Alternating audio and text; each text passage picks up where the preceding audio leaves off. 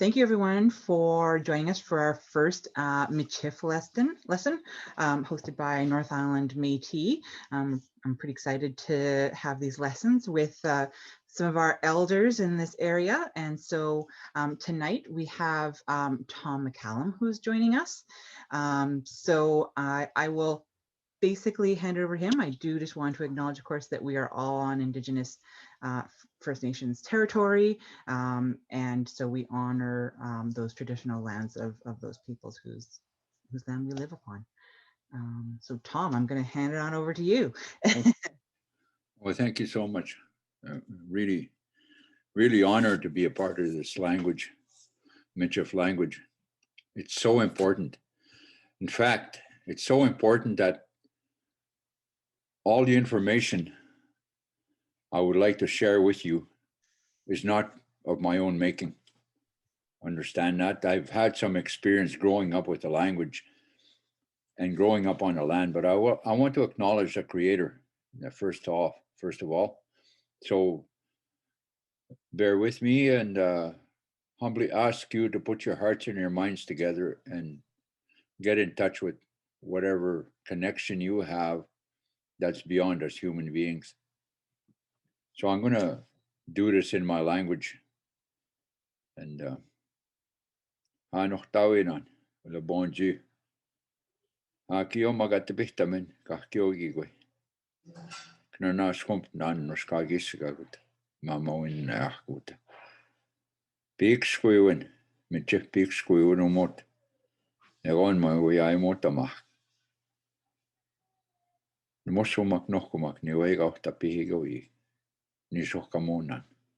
Xisagagisimot tatan, kahkiogio, kagit nigani gisto, xis kagisimot tatake. Oh, nanaskoman. Thank you. Thank you. I just gave thanks to the Creator and humbly asked the grandmothers and grandfathers to come and help us. And all our ancestors that have gone on ahead of us, I asked them to come and sit with us too, so that whatever we share comes not only from us as human beings, but it comes through that we are channels, is what we are, right? Channeling that sacred energy. And that's what the language is. Michif, Pigasquewan, is sacred. Which means that it is sacred to us. So I grew up in northern Saskatchewan as a child, and that was my first language. I didn't know how to speak English till I went to school. They taught us English over there. And it was at the time of history where there was no TVs. And we had radios, but you had to have a big battery sitting beside the radio. So the only time we listened to the radio was pretty well when they had Camrose radio on their country and western music.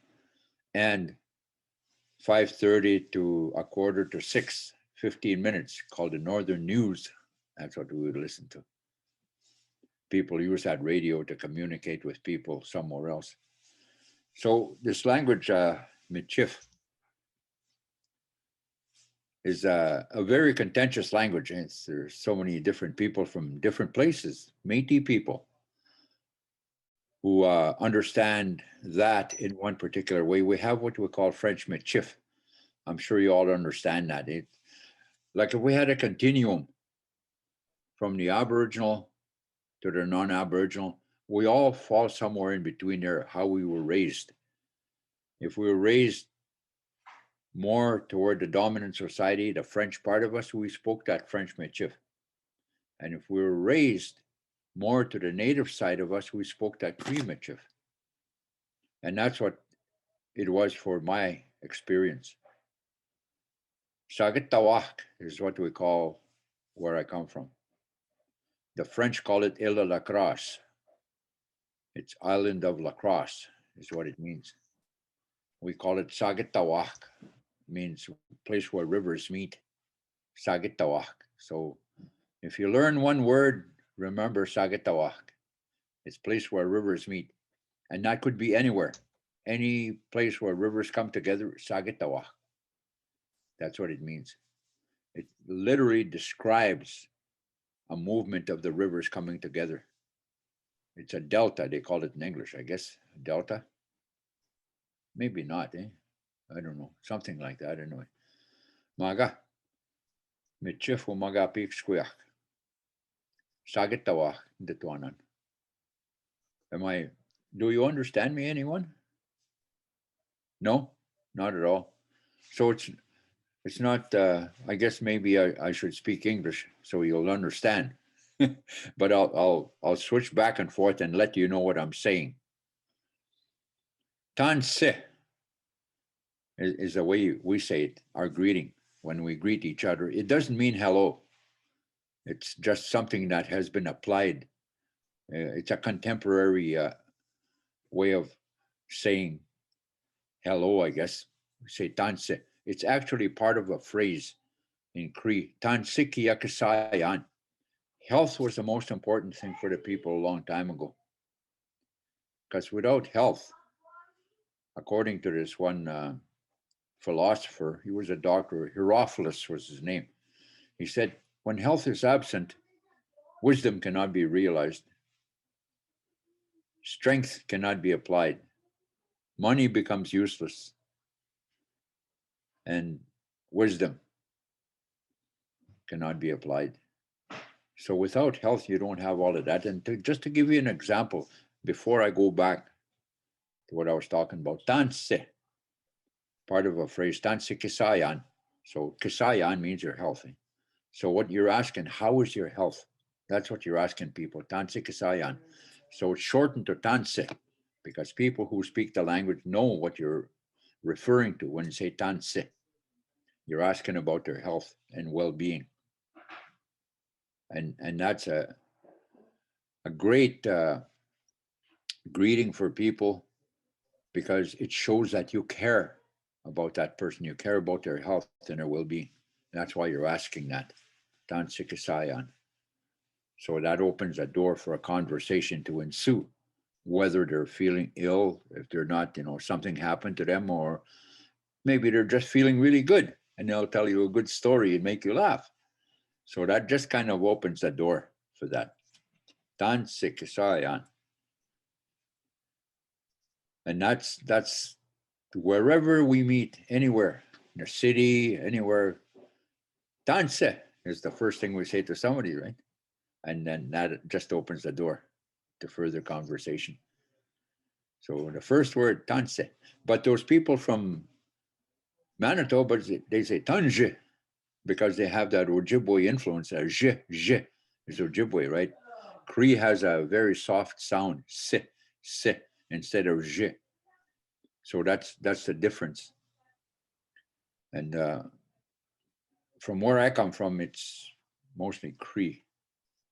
And I'll tell you a little bit about the history of Saagitawak. The Cree people call it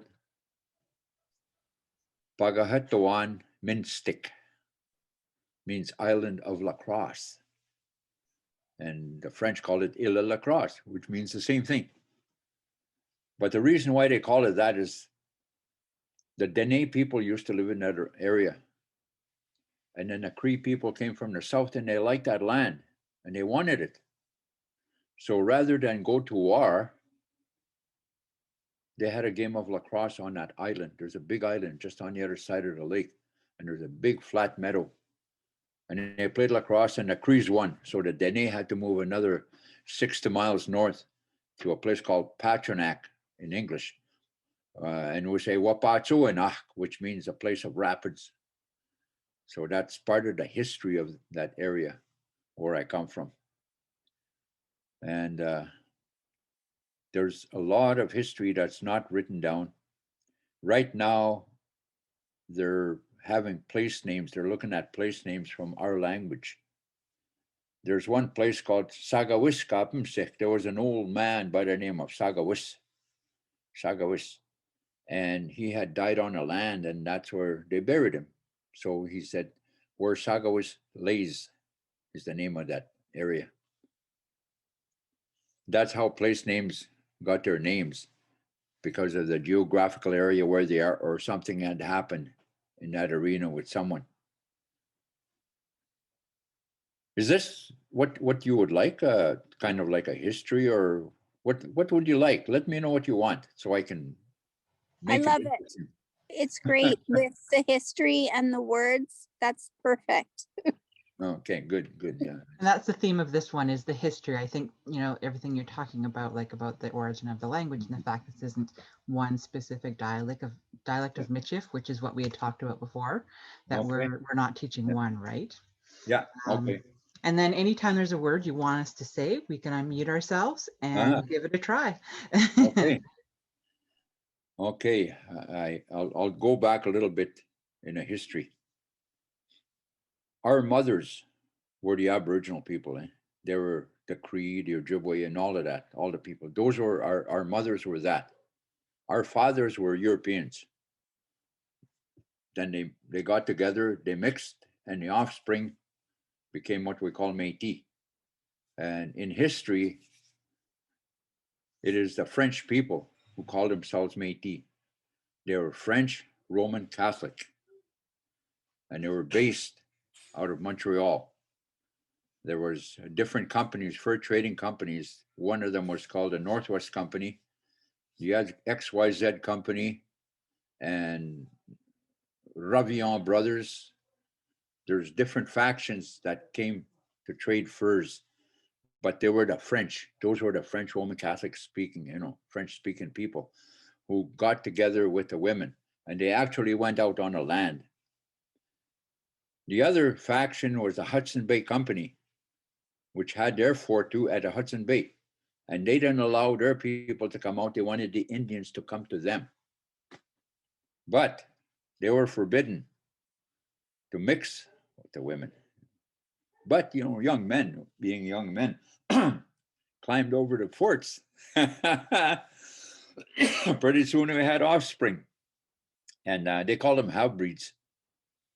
Those were the white Anglo-Saxon Protestant, the Hudson Bay Company, and French Roman Catholic for the French, that company. So they had their offspring, when they sent them to England to get schooled, the people, English people, were very class conscious. Iniganim soto. Say that. Iniganim seto. Ini. Ini. Kani. Gani. Hani. Seto. Seto. Seto. Go. Ini. Any. Ini. Ini. Ini. Ini. I-N-I or ini. Ini. Yeah. Kani. So Kani. Kani, K-A-N-I. Kani. Kani. And put an M. Kanim. Kanim. Kanim. Sit like you sit, right?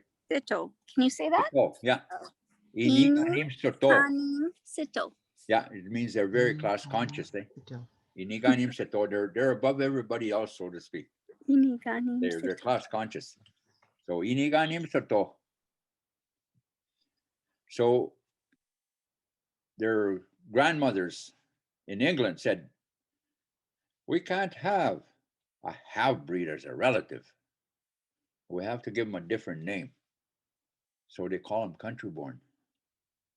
So that's what the term that they use for those ones. And so we have the Métis and we have the country-born. But they were fighting over furs, right? There was a war. And one happened there at La Bataille de Grenouille, they call it. La Bataille. Can you say that? La Bataille. La Bataille. La Bataille. Yeah, La Bataille de Grenouille. D. Yeah, like D-E, D. D-E. De. Grenouille.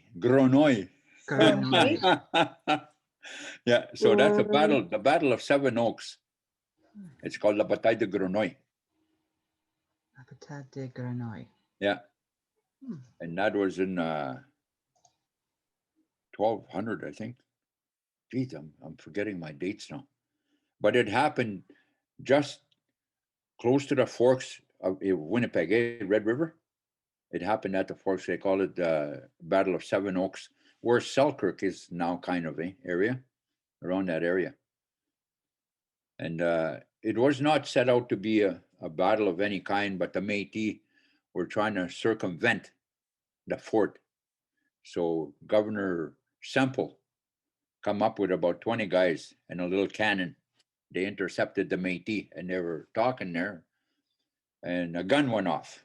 And so that's when the shooting started. And the Métis, of course, prevailed, right? Governor Semple, they put the run on him. They could have killed everybody, but they didn't. So La Bataille de Grenouille is a very important part of our Métis history in Winnipeg area. La Bataille de Grenouille. So that's in that language, eh? The French, or French Michif, if you will. So the Queen was told that, you know, there's two factions are fighting, and she was losing money. So she said, figure something out. So the Northwest Company was trying to buy out the Hudson Bay Company, but the Hudson Bay Company bought out the Northwest Company. And there was a Hudson Bay Company that had a monopoly all over for trade. And the Métis people wanted to trade with anybody they wanted. But the Hudson Bay Company wouldn't allow that. They wanted a monopoly. You guys must know this history, eh? Does anybody know it? Yeah, I know. Yes. Part of it. Okay. Awesome. Great. Okay. Some don't. I guess they haven't studied that. So anyway, they amalgamated together, and amalgamation happened in what year was it? 1821, right? Yeah, 1821. Amalgamation happened. So the Hudson Bay Company, being English, they fired all their Métis. They didn't need them anymore. And so the St. Clairs, those people with those Irish names and Scottish names were the ones that became Hudson Bay Company factors and clerks. And the Métis were out of work, so they were all in Red River area. So the first case of mass unemployment happened to the Métis people in Canada. First case of mass unemployment. It was a Métis. They became a job pool in Red River. So whenever they needed somebody for, you know, a few days, a week maybe, they'd go there and get Métis and pay him peanuts. But that's our first case of mass unemployment. I think that's a very significant date, 1821, for us as Métis people. So in 1849, there was a guy by the name of William Sayer, Guillaume Sayer.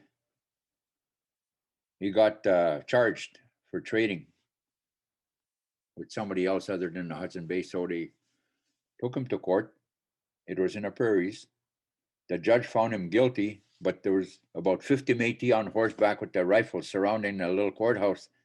So he let him go. He didn't sentence him. So the Métis said, le commerce est libre. He said, le commerce. Can you say that? Le commerce? The commerce. Le commerce. Yeah, c'est libre. Libre. C'est libre. Yeah. So he said, you know, trade is free. We got free trade, is what they were saying.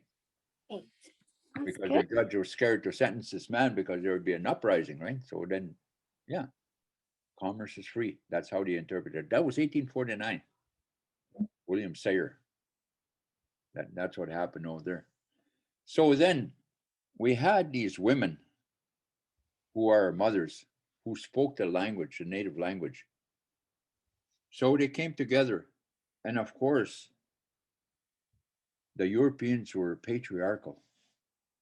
So the men kind of overtook the way and lifestyle of everything that the women knew.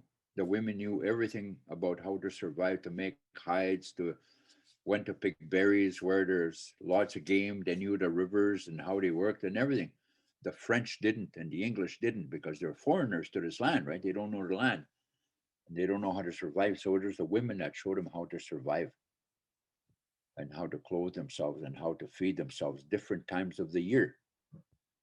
So it was not the men, Métis, that's who they show, right? The Council of Métis, Council of Assiniboia, there's all men. But the women were in the background, just like you are today, doing all the work. And the men take the credit for it. And that's true. That's true. That really happens today. But it happened over there too. And it happened when I was growing up. The men, according to the history from our mother's side, it was the women that were in charge of everything, not the men. The men were helpers to provide everything to the woman that she would need to bring children up in a good way. She should never, ever have to worry about anything because it's the men's job to provide that. So, you know, they hunted and fished all day, which is what you can do today, but, you know, not all the time, right? Because you have to work. But the women did all the work then. I'll tell you a little story, kind of a funny story. It's, I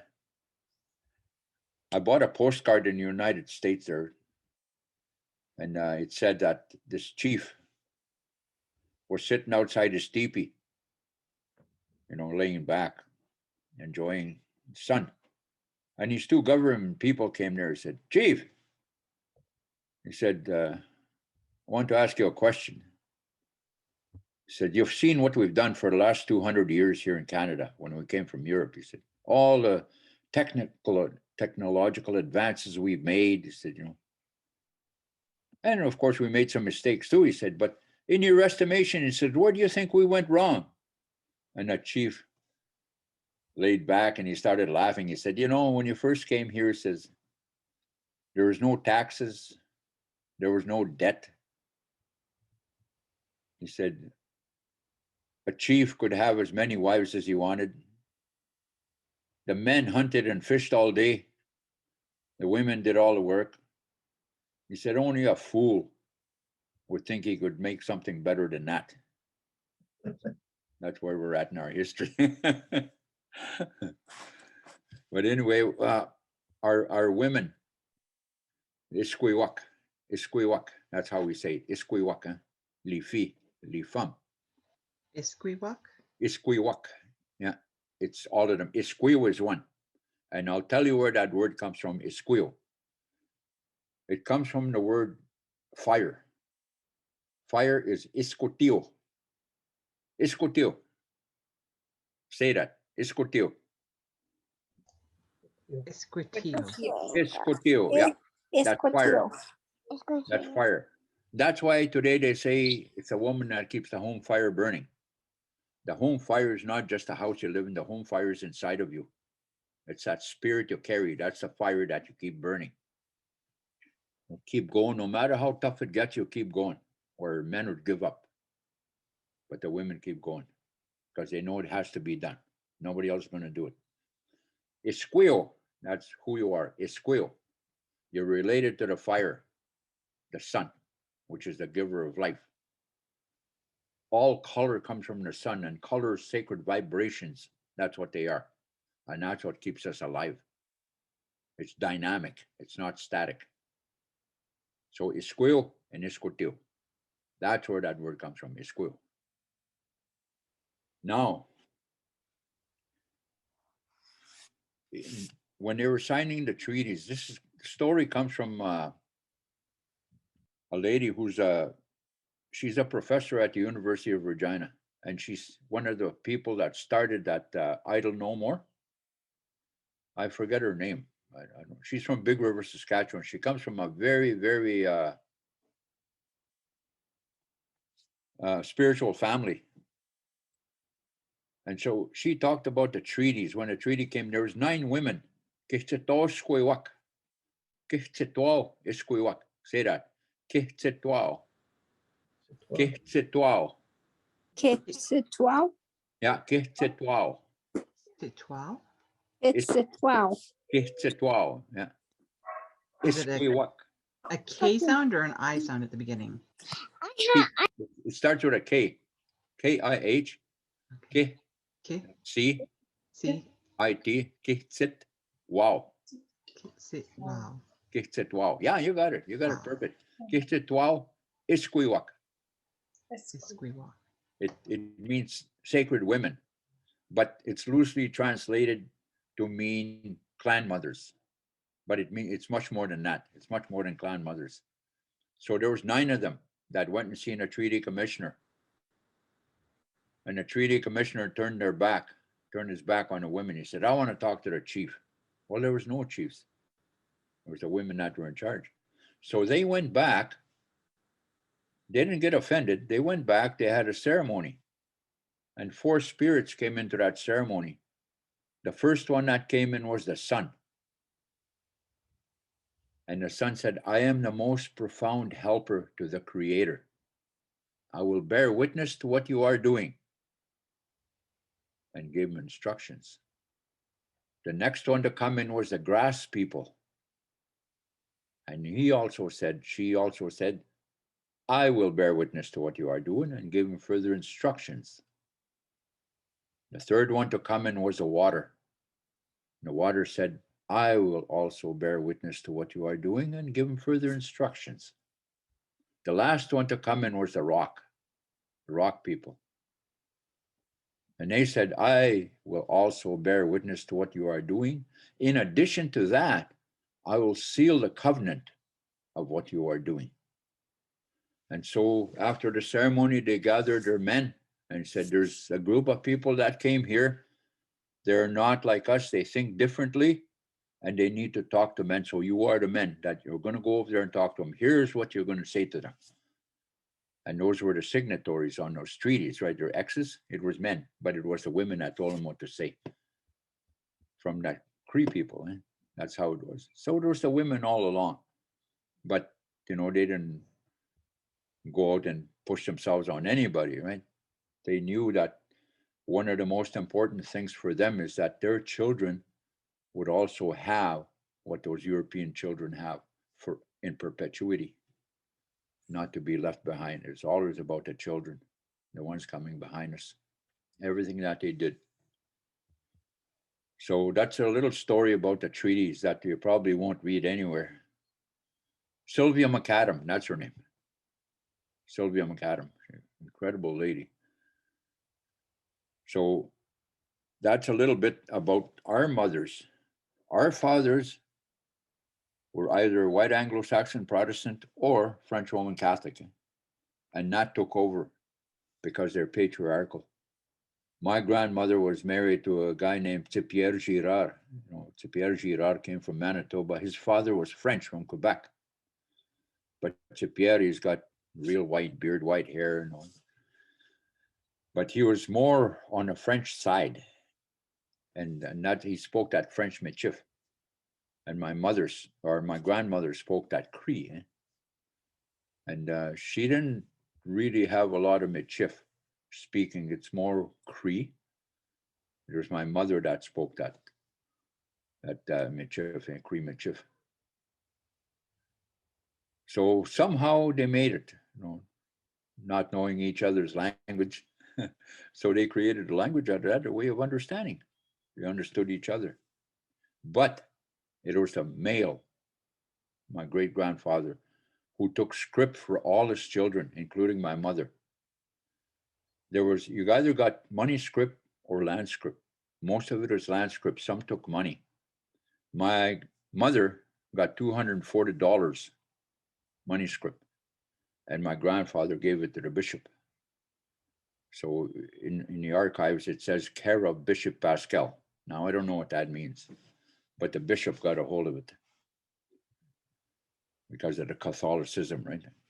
Catholicism there. So my mom ended up with nothing in terms of the script. A little bit of that history. The church was very, very powerful in Alalacrosse, Sagitawa. Very powerful. People come from all over, especially Dene. Dene were they were just super religious. They come from Patronac. They come from different places. In their canoes, they did paddle.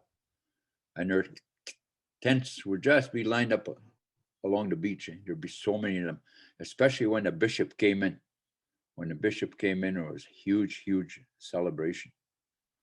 And the first thing you had to do when you met the bishop was you had to kneel down and you had to kiss his ring. He'd put his hand toward you and you'd have to kiss his ring.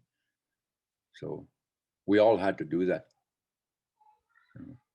That was part of the Catholic tradition. Monsayer, you call him, eh? Monsayer. Can you say that? Monsayer. Monseigneur. Monsayer. Yeah, Monsayer.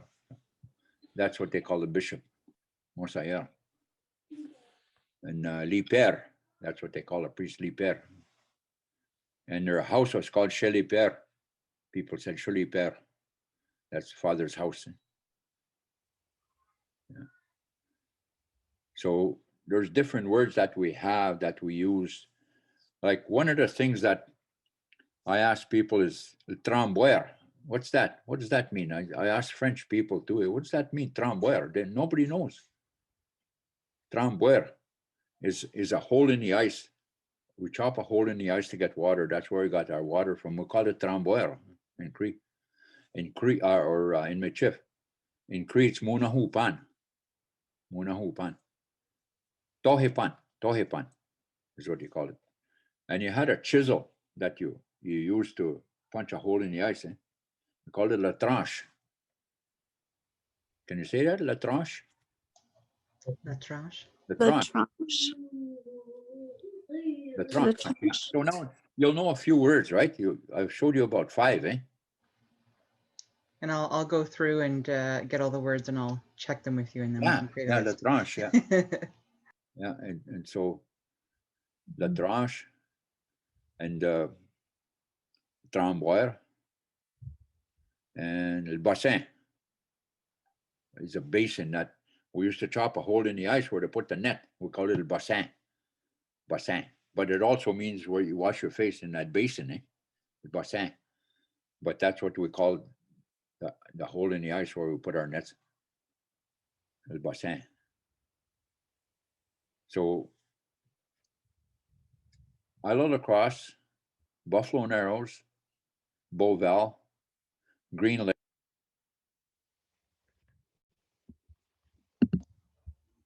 Uh-oh.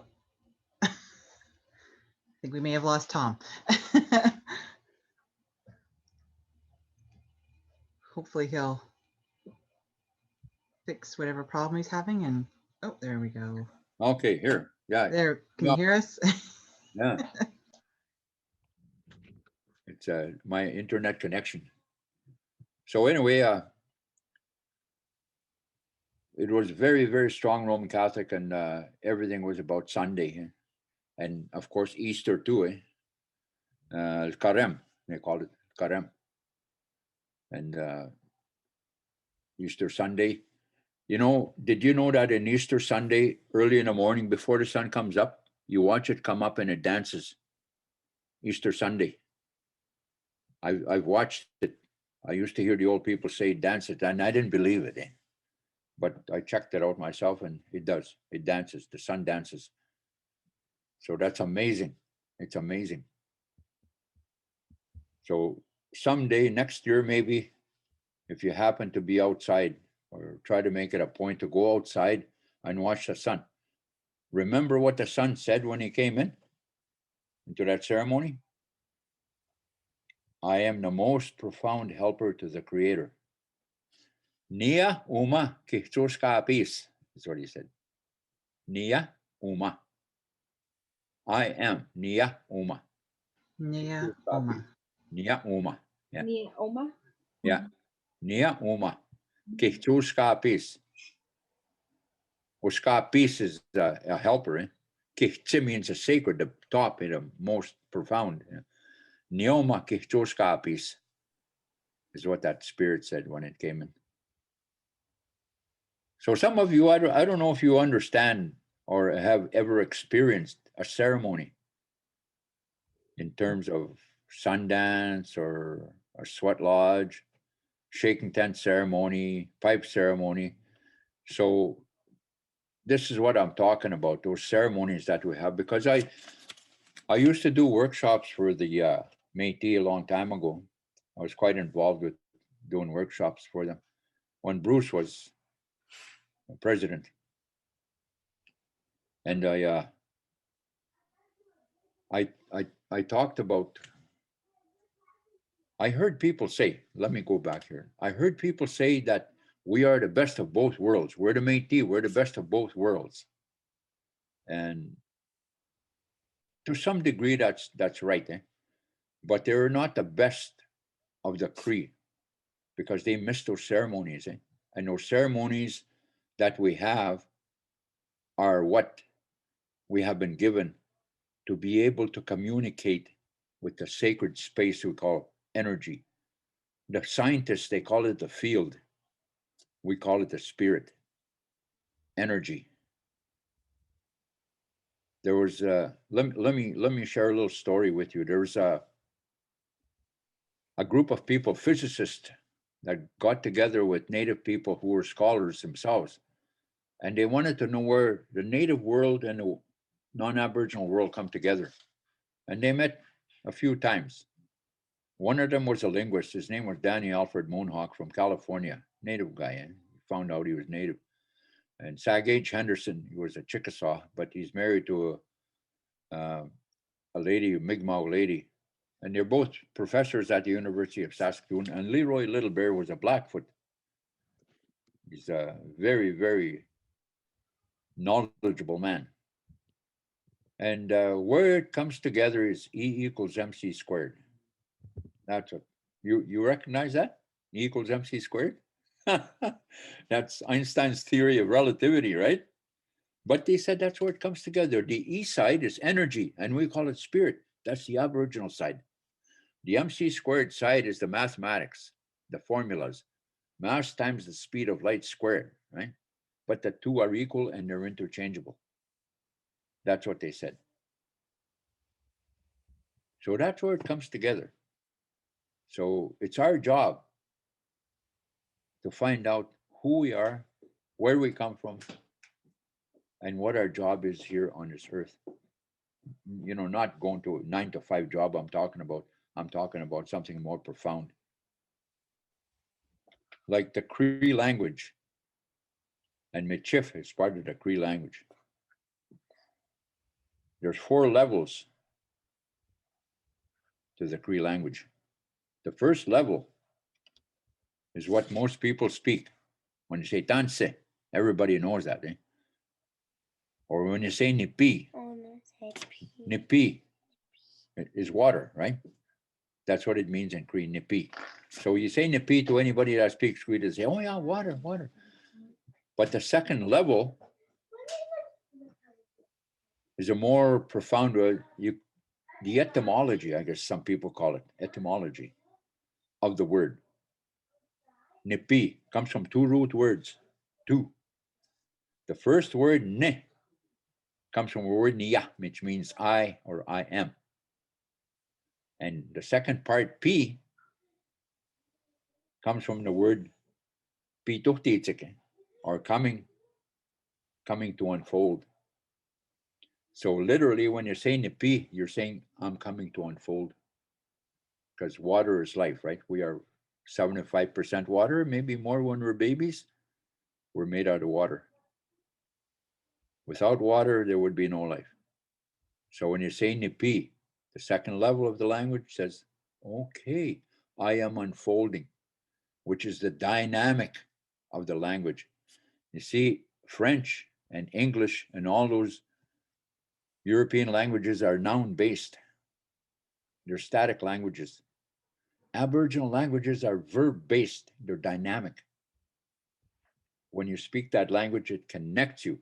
There was a psychologist from Saddle Lake, a Cree man, Dr. Joe Couture. I said Cardinal before, but it's Couture. He used to do some work for Corrections Canada. And I said, can I ask you a question? He said, sure, go ahead. I said, is it possible for a Cree person who doesn't know their language, is it possible for them to think in Cree? He said, no, absolutely not. How can that be? When you're speaking English, you're thinking in English. You can't be thinking any other language. You're not thinking Spanish, when you're speaking English. He said, but that doesn't preclude that these people are Aboriginal. Because when you sit in ceremony, that's when you connect with who you really are. The whole universe is in there, and as the whole universe is inside of you.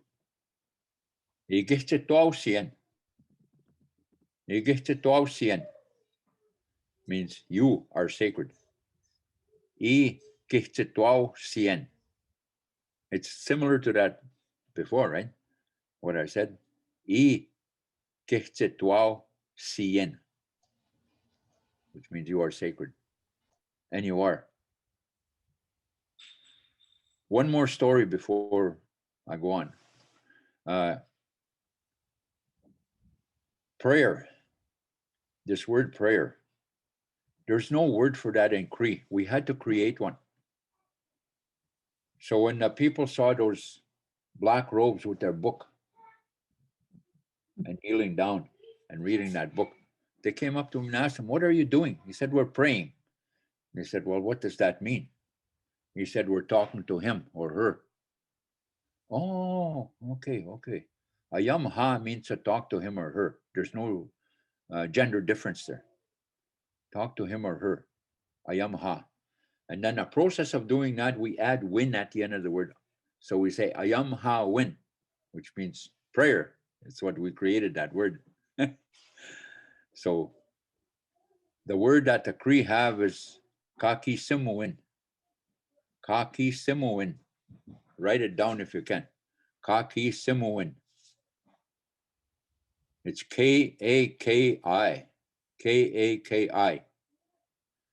S-I-M-O-W-I-N. Kaki simuin. Okay, once you got that, it comes from two root words. Kaki comes from the word kakiki, which means forever or perpetual. Simo, the second part of the word, simo, means it's movement or a dance.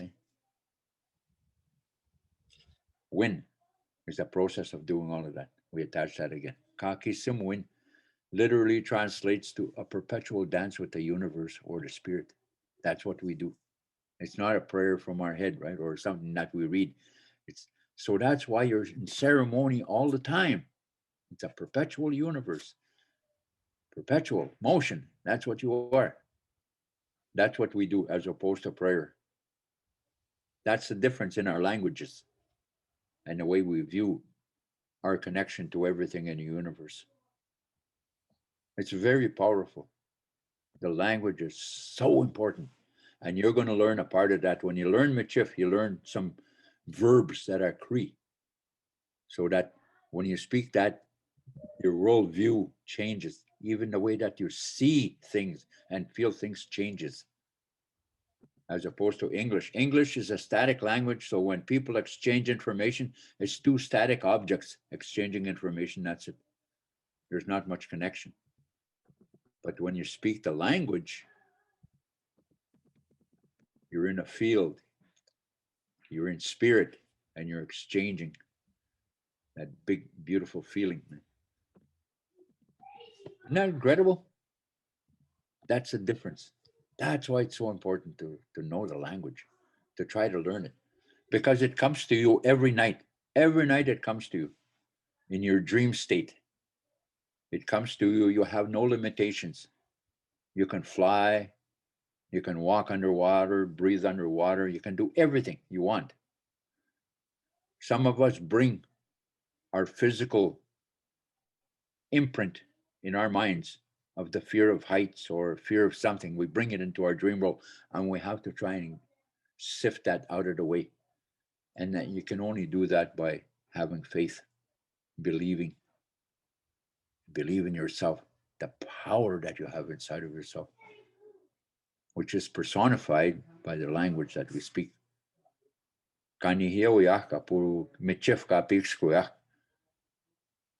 Pitus, pitus, pitus. Say that. Pitus. Pitus. Vitus. Yeah, means it's different. Pitos. Pitus. Yeah, that way. Yeah. That's right on. Pitus means it's different. And it's different. So different. Because we're changing every moment, right? We're never the same. It's impossible to be the same.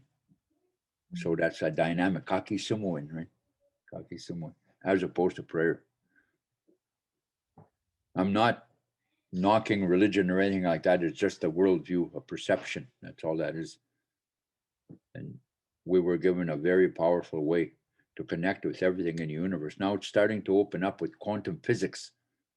People who, in that quantum field, they have what they call entanglement, right? Which we're connected to everything. We say all my relations for entanglement means we're connected.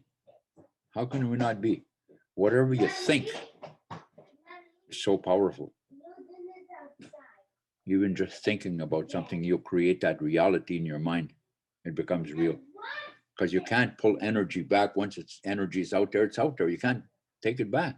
It's done. It just keeps going, and other stuff is added to it. It becomes huge. So that's the power of the language and the way we live, the way we see, the way we are. And that's not clearly understood because that's a second level of the language. The first level is the conversation part. The second level, the profoundness of the language. And then there's two more levels. I have no idea what they are. But I feel them. When I go in a ceremony, I feel that third level. Touches on that fourth level, but very little. Not a lot. To me, anyway. The possibilities. We need to live in a world of possibilities. That's what we need to live. When we have a myopic worldview, we miss so much. And we deny ourselves that growth to connect to everything else in the world. Those lights that you see every now and then, or when you walk into a room, you feel something. That's your spirit feeling other spirits.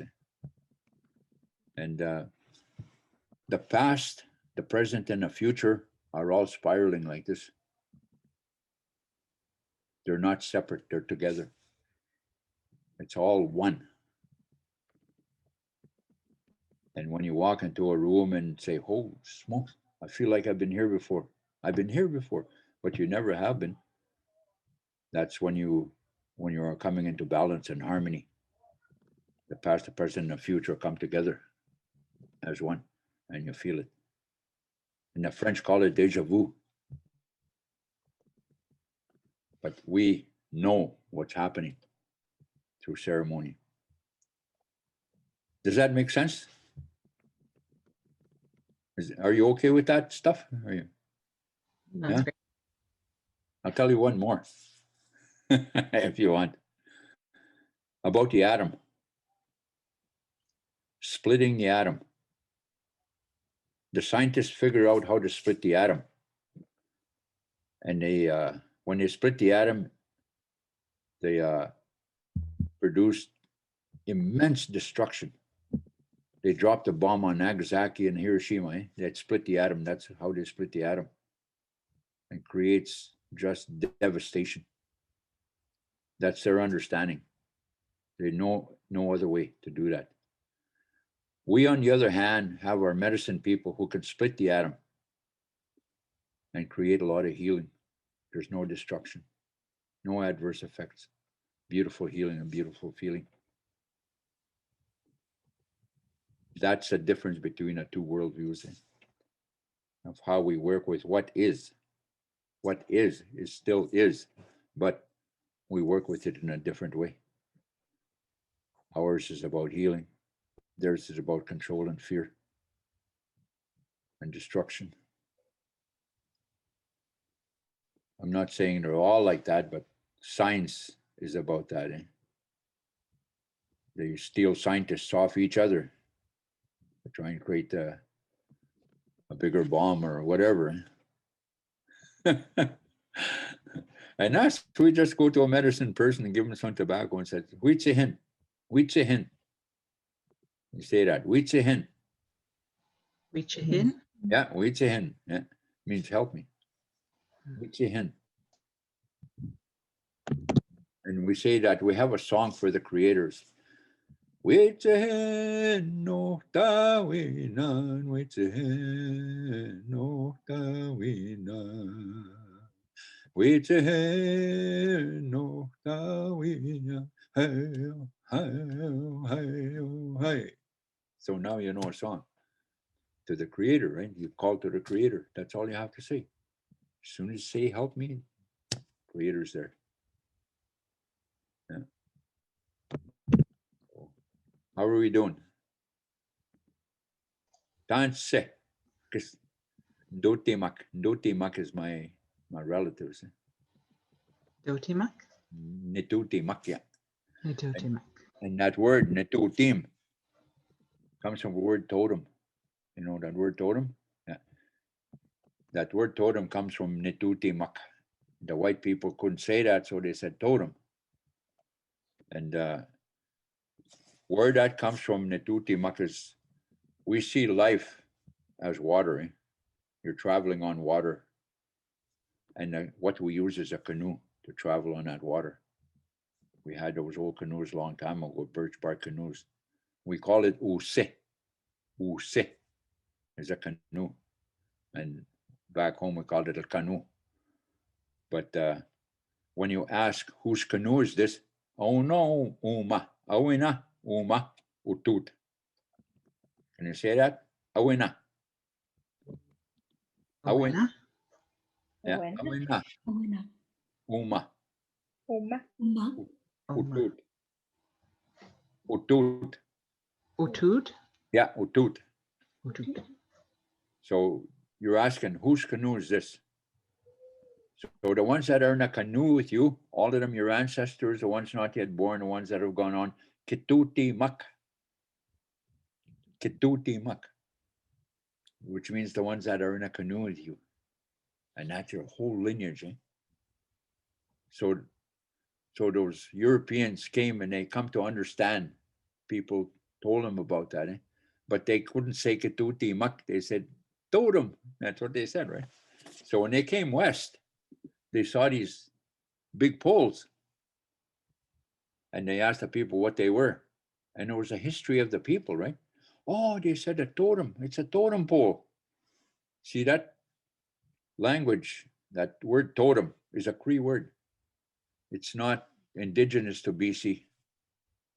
I asked carvers from different, Haida, Gwaii, and Kwagule and different, I said, do you know that word totem? He said, no, it's not our language. They have a word in their language to describe that pole. But it was the Europeans that came and named it, and so now everything's a totem pole. Eh? Totem pole, totem. Kitutim, that's where that came from, your lineage. So that story about totem or canoe, use, utut. So I give you lots there, lots to think about. I hope that you'll remember some of it. Probably won't, unless you wrote it down or recorded it. Well, we are recording this. Oh, right. I don't know when we'll have it edited. I shouldn't say we, when I will have it edited. But hopefully I'll connect with you soon, Tom, and we'll get that word list. And then we'll try and put that together so that by the end we have like a collection of words and hopefully the video is up. Yeah, la glace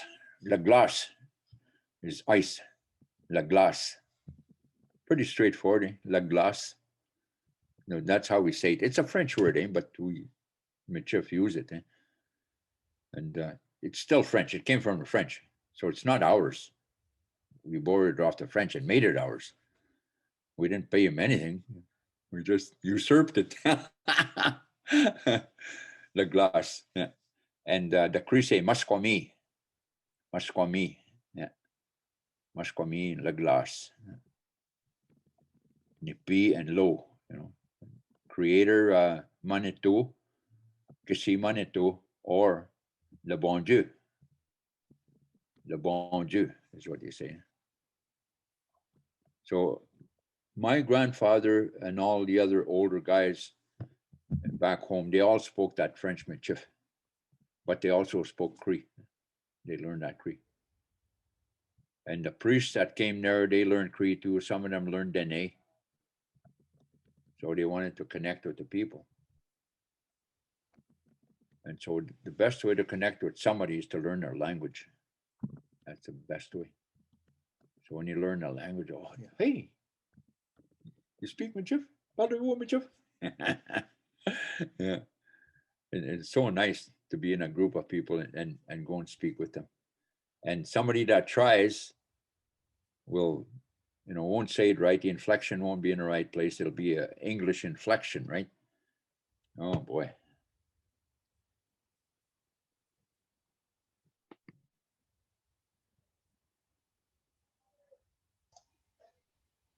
Might just have to turn your camera a little bit Okay. if that's what you're concerned about. Oh, I hear you. No, we can see you, Tom. Oh, can you? Yeah, there's a lot of sun on your camera creating some rainbow glow. Okay, I'll turn it around. So maybe that will help a little bit. Yeah. Maybe you can. I'll just close the curtains.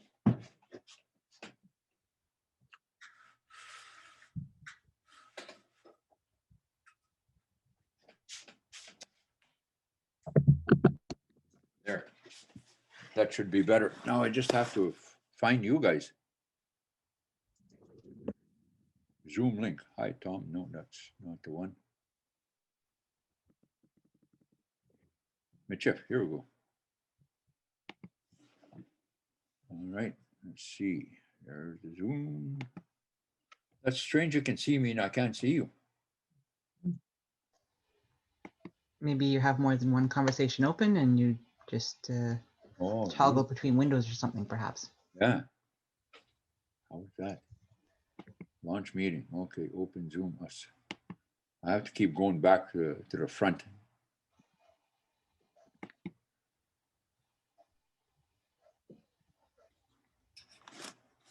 No. Something's going on here. Open Zoom us again. I keep getting in a loop here. Launch meeting Zoom. Huh. When you don't have an open screen at the bottom of your tab on your desktop. No, let's see what this is. Oh, here we go. If you hover, Hey, there you go. There we go. You were there all the time. So anyway, I forgot what I was going to tell you. What was I talking about? This thing took my mind away.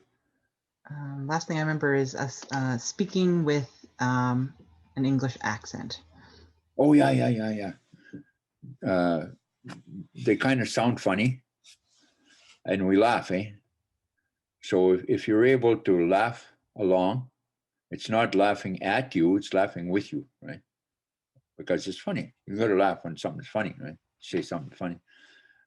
Sometimes I try and speak French with the French people and they laugh at me, but I just laugh too because I want to learn. I have to be able to get through that. And this one time, this one lady we used to work with, she wanted to learn Cree, but she was very particular about not laughing at her. She didn't want to be laughed at. She wanted to learn the language. She didn't want to be laughed at. So she came into the kitchen one time. We're all sitting there. There's, some Michif speakers, Cree speakers there. She said, I know how to speak Cree. I said, okay, say something. And she said, apiota. It's supposed to be apiota, but, apiota.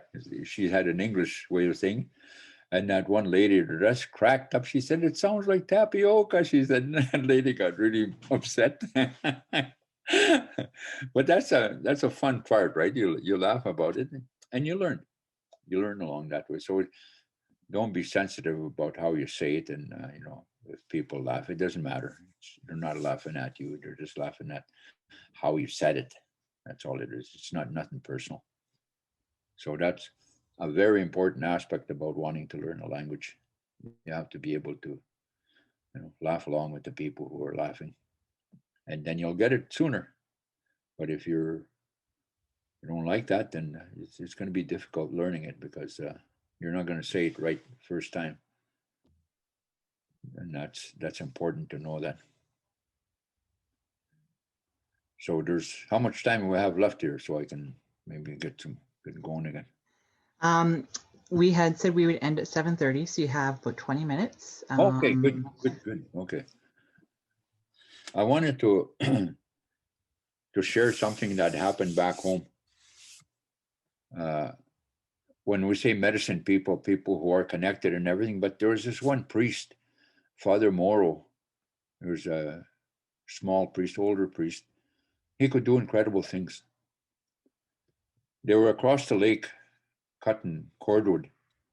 There was 11 people, 11 guys. One of them was my brother, older brother, and it froze overnight, and they couldn't get back there. They couldn't take their canoes in the water. It would tear the canoe up, because they were canvas canoes. So that Father Morrow said, I will take you across, but you have to believe in me. Believe in your prayer. He said, and don't look down. He said, just keep praying all the way. So they headed across the ice, all 11 of them. And they were praying, they never looked down, they went across. It froze one night. It can't hold your weight one night. It's no way it's going to hold your weight in the lake. But he made it across. He made it with everybody. One guy close to the shore, he looked down and he fell in up to his waist. It was only up to his waist, but because he looked down. And that's what the priest told him, don't look down. So he did some amazing things. So people are gifted, very, very gifted. And women are the gifted people in our culture, because they give life. They're life givers. And we have to get back to that place where women were revered, and to have their rightful place once again in society. And when that happens, that's when change is going to come. We were in a ceremony in Manitoba, and our spirits came in and they told us there's a place in northern Manitoba in a tundra where there's small little trees growing. There's a space there that nothing grows. It's the shape of an eagle with his wings spread out. Perfect shape of an eagle on a rock. And he said, there's something there for the women. When the women are ready, they'll go get that. He said, and that's when change is going to take effect. So what we do when we create change, like governments change, chiefs change, leadership change in Métis, we're still playing in the same sandbox. We're moving our toys from one corner to the other corner and saying, yeah, now we got change happening now. But we're still in the same sandbox. We have to step out of that sandbox to create change. You see, when they were making the United States, the 13 colonies, they wanted to write a constitution. And so they sent for the people from the Six Nations Confederacy. And they kept them for some time. They kept them for quite a while, and they asked them about how their system worked, how everything worked. Benjamin Franklin was one of them. And so they put the Articles of Confederation based on the Six Nations Confederacy, but they left one very important aspect out. What was that?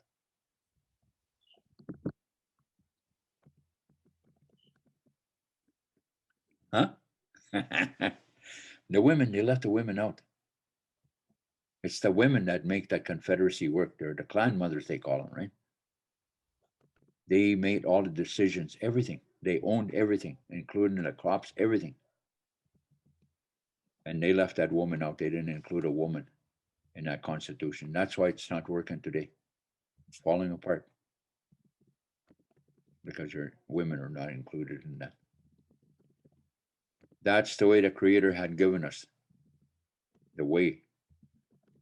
If you think about it, when the women choose the chiefs, instead of this voting that we have, you know, the one who speaks the loudest or the most money and, you know, paints a picture, a good picture, he might not be the right guy, but we're attracted to that. And so we vote for that because we want change.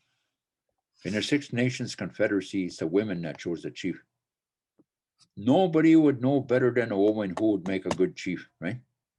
Nobody, because they raised a child. They know what the child is like.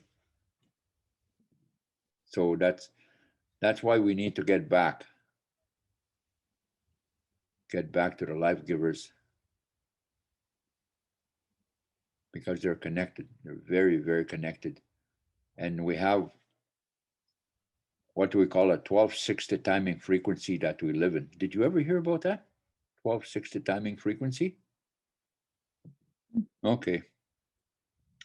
When I used to do my workshops, it was for city people, and people lived in a city. It's Aboriginal people, but they lived in a city. So they didn't understand very much about culture. I used to ask them, I said, women, how many times a year do you walk with your grandmother? Do you understand what I'm saying? That's that cleansing period you go through, right? How many times a year?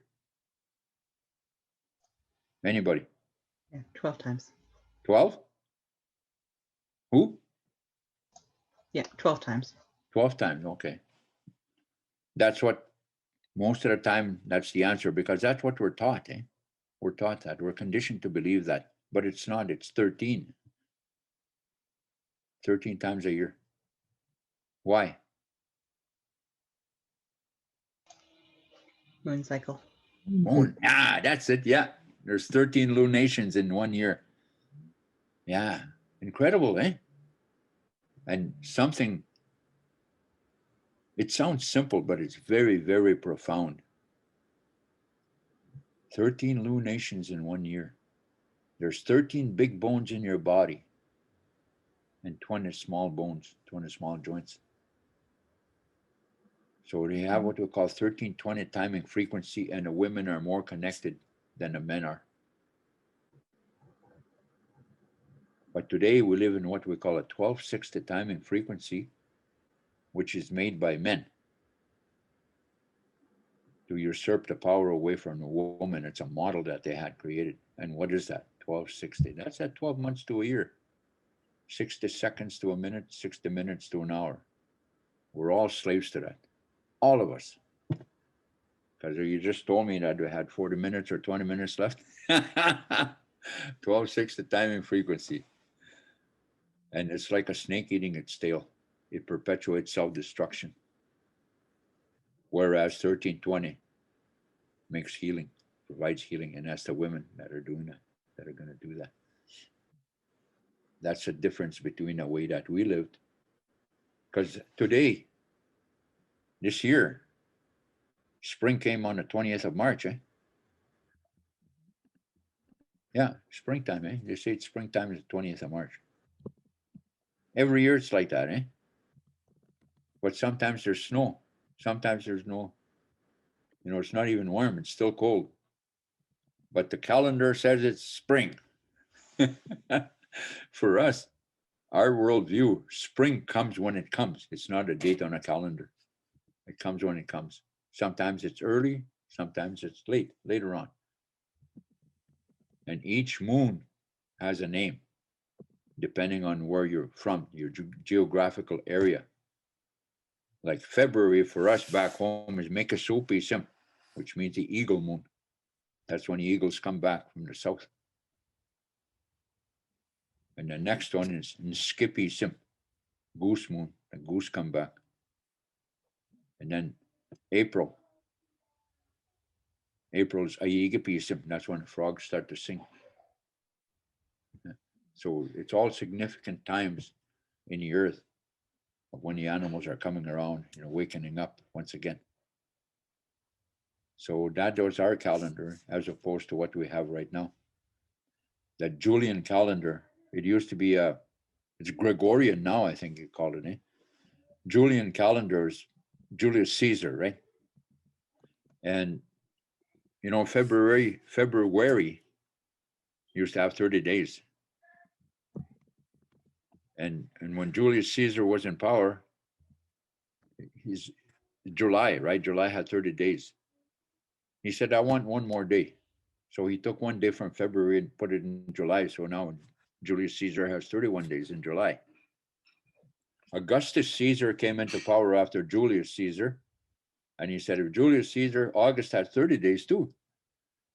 He said, if Julius Caesar can do it, I want to do it too. So he took another day off February and put it in August. So now Augustus has 31 days also. Because it's artificial, right? You can do what you want. It's like fast time and slow time, right? Daylight saving time. You can manipulate it any way you want because it doesn't connect to anything in the universe. At first, it was a clock. This clock, it was a toy in China. Then it came west. The Babylonians got a hold of it and they figured out that they could mark how many hours a day a person worked for them to get the most that they can out of it. So they made it into a timepiece like that. So now we're still there. We're still using it as a timepiece, but it's used because you can manipulate it. The men took a hold of it and made that 12/60 timing frequency. Made that so that they're in power and took the power away from the women. And of course, a lot happened to women in history that was atrocious. And the same thing happened with us here as Aboriginal people, the Métis people. The male became the dominant guy. It was not the women anymore. The women were subservient to the male, even in Métis culture. Back home, the women made the hides, they did everything, cooked everything. They were the motivators. They were the ones that made everything work. But it appeared that the man was the one that was in charge. He was the one that made the decisions. But it was always a woman that told him, well, maybe you should try this. It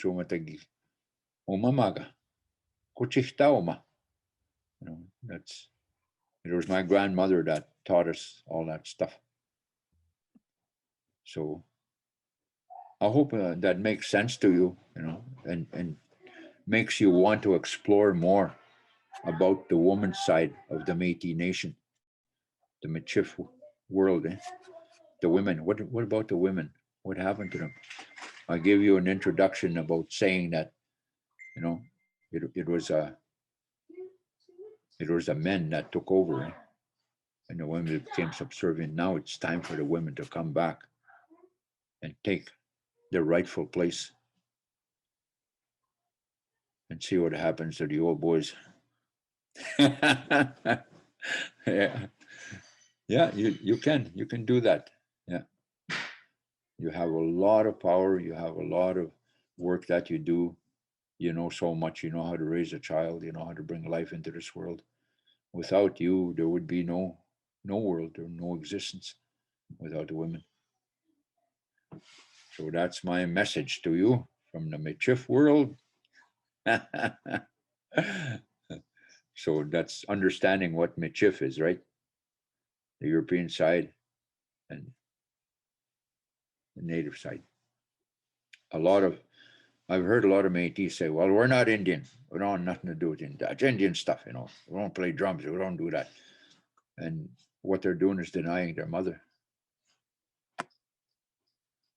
We can't continue to do that. We have to assist the women to get their rightful place so that change can happen in a good way. Because the spirits told us that we need to do that. So thank you for listening. And man, it's just so wonderful to see so many women on here. Yeah, you're on the right track. On the right track. Oh, we really appreciate it, Tom. I think this has been a great introduction for us. Just to think about the language and how it's so different than the English that we speak every day. And, I think this has really been like a great kind of foundational way for us to start the language stuff before we really get down into the nitty gritty of it. And that was what I was hoping we would do this session. Yeah, well, I'm very, very honored to be able to share that with you, because it has been shared with me, right? My teacher was a woman, by the way, medicine woman. And I lived with her in northern Alberta for about 2 years, 2.5 years. We lived in a bush and had no electricity, no running water. And when it got cloudy, it was pitch black, because we're in a bush and no lights. And the eagle would come flying inside that house.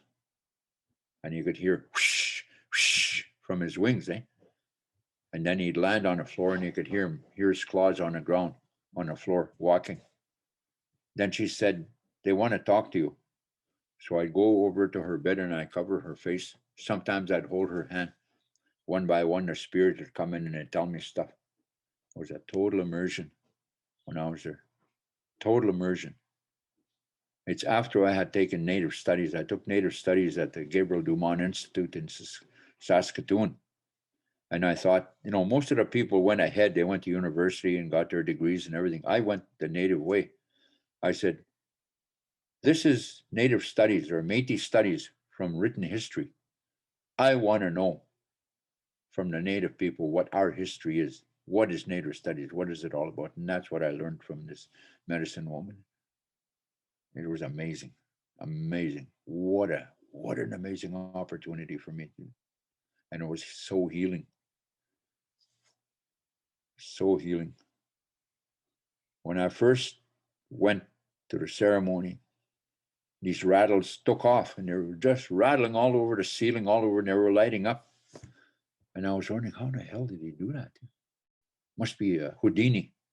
It was a magician, right? I couldn't figure it out. For 2 days, I racked my brain trying to put context to what I was experiencing and feeling.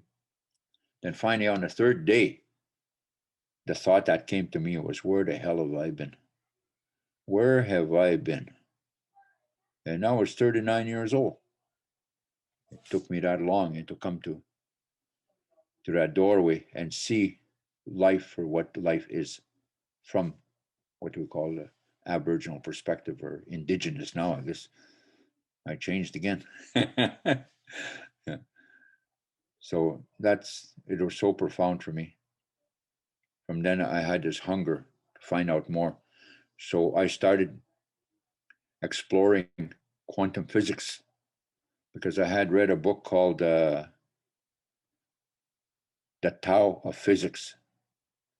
It was Eastern Indian philosophy and physics coming together, trying to understand each other. So I did the same thing with our way. I compared it to physics. And there's a book, it's called Blackfoot Physics, and it's about the physics. Did you read that? You're shaking your head. Blackfoot Physics. Oh, it's amazing. I've heard Dr. Little Bear speak. David Peat. Yeah. Dr. David Peat wrote that book. But there was another one that came out of those meetings that they had was Returning to the Teachings by Rupert Ross. And he was a Crown prosecutor who was privy to those meetings. So that's a good book too. It's a good start to expand your mind from quantum physics. So it's out there. What we had was so beautiful when our women were still running the country, running everything. It was wonderful. So healing. And remember I said in a treaty, the rock was the last one to come in, the last spirit. You know what that was? It was a sacred pipe. It's a rock, right? The bowl of the sacred pipe is female because that's the foundation of everything. The rock is our foundation, and that's the women. The stem is the man, right? And the stem comes from the tree, people, and it talks about relationships. That's what it's about. Netuti mak, netuti mak. Remember the ones in the canoe with you? Netuti mak, relationships, stem of the pipe, and the bowl of the sacred pipe is the women, the female foundation. It's determination. That's what it is. Determination. Women are determined. Just like here. You put this all together, you had to have some determination to put that together. Wonderful. I wish I could hear you guys more. Yes, I wish this could be in person. Yeah. Maybe one day Oh, boy, soon we'll that would be so wonderful. back together. Yeah. Yeah. We. So IT1 back Does in. anyone have any questions for Tom or any Yeah. clarifications? Like, Oh, there's another one, Charlotte's. Charlotte's Charlotte. joined us. I saw that you had said I really loved the spiritual section when you were you were talking about prayer, and you used the word Lagonje, and that was that creator? Le Did I bon get Dieu. that? Yeah, le bon Dieu. It's the good God or a good creator. Could you spell that for me? L-A, la. Bon is B-O-N. B-O-N. Okay. Bon, yeah. Dieu, D-I-E-U. Le bon Dieu. Le bon Dieu. Yeah, and you hear people back home say, "Oh, mon Dieu, mon Dieu." It's like saying, "My God, my God." Oh, okay. You'll have some of that and some experience sitting with an old person.